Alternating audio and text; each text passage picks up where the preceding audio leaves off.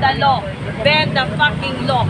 That's the most audacious thing that I've heard ever since I came to Manila. Napaka-bobo, pero bakit nasa Senado siya? Nakakagalit. Tutulan! Tutulan! Tutulan! Tutulan!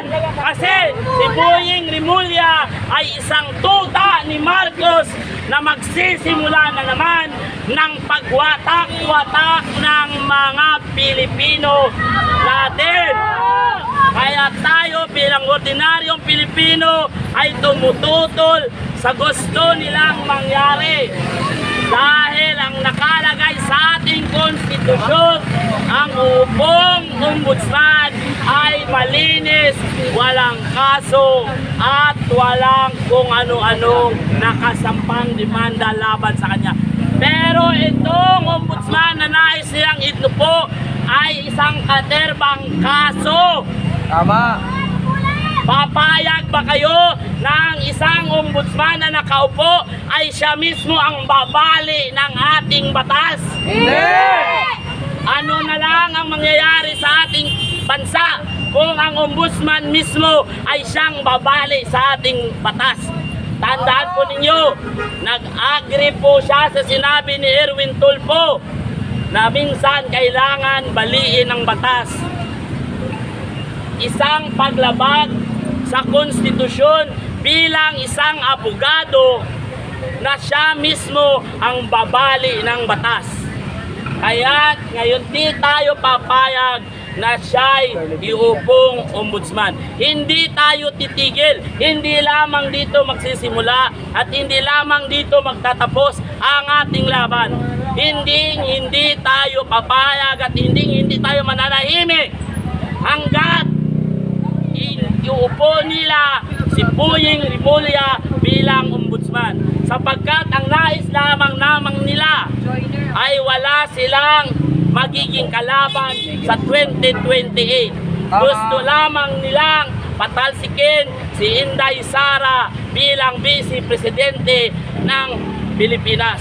At tandaan po natin, ang may kagustuhan ng kaguluhan sa ating bansa ay ang nasa likod ay ang mga putang inang Amerikano.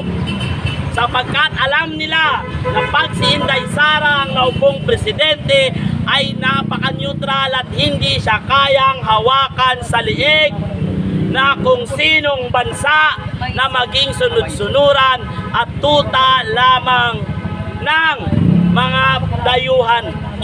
Sapagkat ayaw po nila na ang mga Pilipino ay nagkakaisa at nag-unite kasi hindi nila makokontrol ang mga Pilipino. Tingnan nyo ngayon, anong ginawa ni Marcos?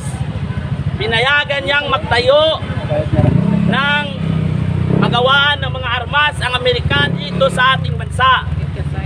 Alam ba natin kung ano pwedeng maging mangyari kung magkaaway-away ang ibang bansa? Tayo po ay magiging battleground ng iba-ibang bansa para puksain ang Amerika. Pero tayo ay madadamay at madadamay sapagkat dito sila gumagawa ng kanilang mga bala, ng kanilang armas sa ating bansa. Kaya pag si VP Sara ang naupo ay hindi nila makokontrol. Kaya ngayon ginagawa nila ang lahat upang mapa-impeach si VP Sara. Yan lamang po ang gusto nilang mangyari, is political prosecution. Yan po ang nais nilang makamtan. Kaya hindi po tayo papayag, hindi po tayo titigil, hindi tayo mananahimik at hindi pwedeng maging bulag-bulagan sa nangyayari sa ating lipunan. Kung hindi natin kayang ipaglaban ang bansa natin, sino ang makikipaglaban para sa atin? Hindi tayong ipaglalaban ng mga dayuhan. Sapagkat yan ang nais nila, tayo'y magkawatak-watak. Kaya tayong mga ordinaryong Pilipino, tayo ang mag-ayos ng ating bansa sa pamamagitan ng pagkakaisa. Boses ng mga ordinaryong Pilipino ang kailangan ng bayan natin ngayon. Hindi natin kailangan magwatak-watak. Isantabi muna ang mga politika. Iwanan muna, walang kulay-kulay. Isang kulay kayo manggi sa pagkakaisa, wakasan ng korupsyon sa bansa at hindi itutulan ang pagpapaupo kay Boying Rimulya bilang ombudsman dahil isa siyang salot sa lipunan sa Republika ng Pilipinas na ito. Tandaan po ninyo, nung nahuli ang kanilang anak ko sa droga, sa ilang kilo ba yon na marijuana, ano nangyari? Na-dismiss na lamang. Biglang naging tahimik. Pero ang mga ordinaryong Pilipino ay madali nila damputin. Madali nilang panagutin kahit walang ginagawang kasalanan. Yung iba dyan, gusto lang ng accomplishment, magdadampot na lang ng basta-basta. Kaya ngayon, bilang ugong-ugong na paupiling daw na ombudsman, si Boying Rimulya ay ating tinututulan. Hindi po tayo papayag na siya ay maupo sa ombudsman. Ngayon po, kasalukuyan kahit ang ating Senado ay nagkakagulo. Dahil sa mga nangyayari sa kagagawan ng pinakapunot dulo nito, walang iba kundi si Marcos. Tandaan po natin, walang diskaya kung walang saldiko. Walang saldiko kung walang Martin Romualdez. At putang ina, walang Martin Romualdez kung walang Bongbong Marcos ngayon. Tandaan po natin, ang nangyari noon, nung panahon ng kanyang ama, ay nangyari na naman ngayon. Noong panahon, ang nagnanakaw ay ang ama ni Martin Romualdez para kay Marcos.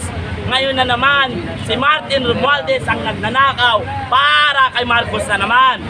Paulit-ulit na lamang tayong nangyayari sa bansang ito. Kaya dapat magising kayo, huwag na kayo maging bulag-bulagan. Pagdating na naman ng eleksyon, tapalan lamang kayo ng 500, ay boboto nyo na naman ang walang hiyang politiko. Tandaan po, maging wise sa pagboto sa mga susunod na halalan. Kaya, i-display nyo lamang po ang ating placard sa pagpapakita ng pagkakaisa. Kaya lamang po.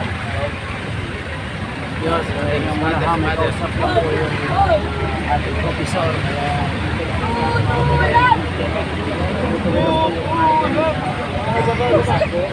Dito po sa ginagawa na pangkalabanin po, kontrahin po ito.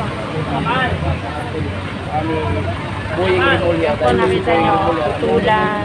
Kung si Boying Rimulya. Sabay nga muna, importante lang dito kami sa labas.